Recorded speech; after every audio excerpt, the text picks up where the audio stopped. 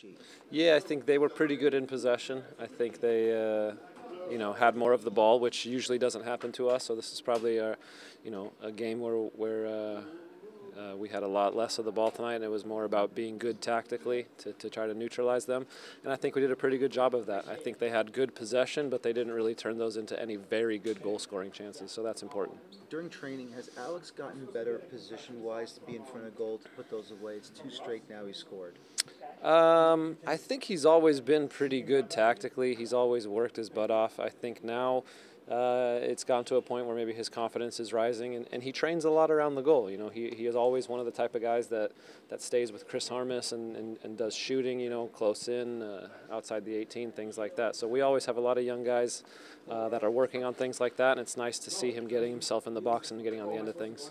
Jesse talked about the 4-2-3-1s probably puts you and Brad in the best positions to be freedom and to be influential. Does it feel that way for you now for 3 matches?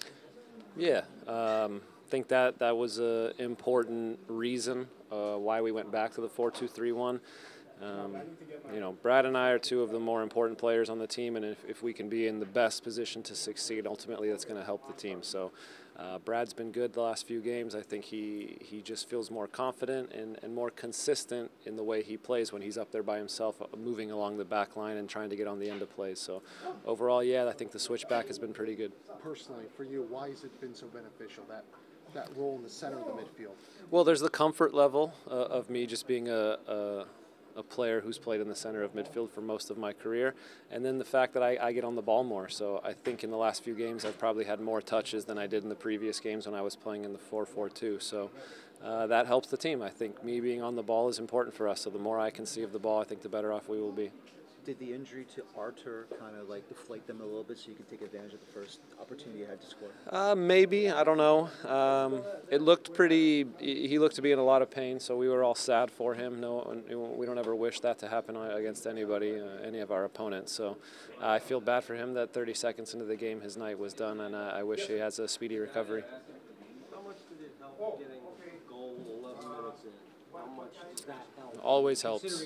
Considering this season, you haven't scored a lot. Yeah, always helps. We've talked about too many times this season we've gone down 1-0 and had to claw our way back into games.